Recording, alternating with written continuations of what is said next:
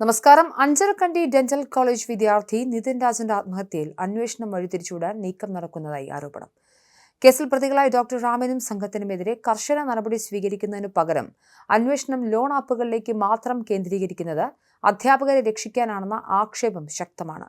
മരണത്തിന് തൊട്ടുമുൻപ് പ്രിൻസിപ്പലിന്റെ മുറിയിൽ വെച്ച് നിതിൻ രാജിന്റെ ഫോൺ അധ്യാപകർ ബലമായി പിടിച്ചുവാങ്ങി പരിശോധിക്കുന്ന ദൃശ്യങ്ങൾ പുറത്തുവന്നതോടെ കോളേജ് അധികൃതർ പ്രതിരോധത്തിലായിരുന്നു.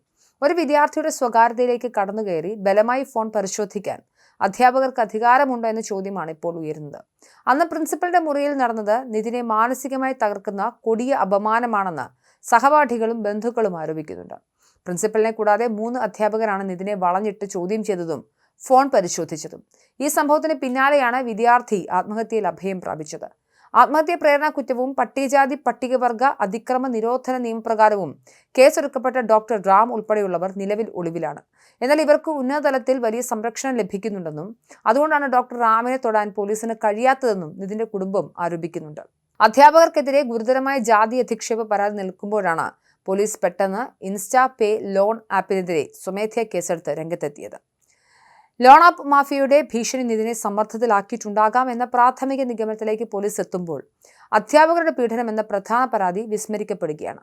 നേരത്തെ നിതിൻ നേരിട്ടിരുന്ന വിവേചനങ്ങളെക്കുറിച്ചും പീഡനങ്ങളെക്കുറിച്ചും കുടുംബം നൽകിയ മൊഴികളിൽ പോലീസ് ഗൗരവം കാട്ടുന്നില്ല എന്ന പരാതിയും ഉയർന്നു കഴിഞ്ഞു. നിതിനെ ജാതി പറഞ്ഞും നിറം പറഞ്ഞും അപമാനിച്ചിരുന്നു എന്നുള്ളതാണ് കുടുംബം ഉയർത്തുന്ന പ്രധാനപ്പെട്ട ആരോപണം.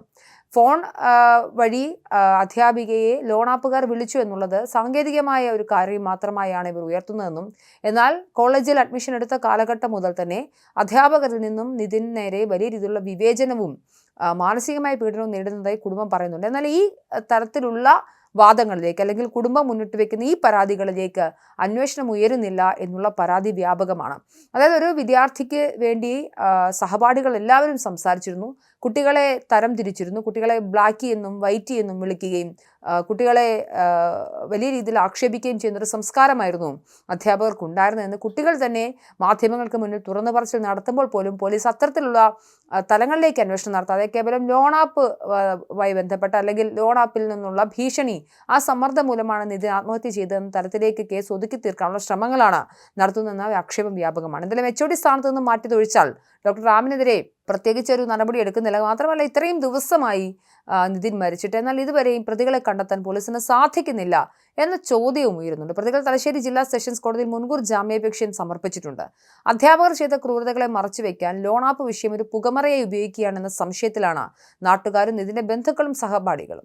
കൃത്യമായ തെളിവുകൾ പുറത്തു വന്നിട്ടും പ്രതികളെ പിടികൂടാൻ വൈകുന്നത് അന്വേഷണ സംഘത്തിന്റെ വിശ്വാസ്യതയെ ചോദ്യം ചെയ്യപ്പെടുന്നുണ്ട്.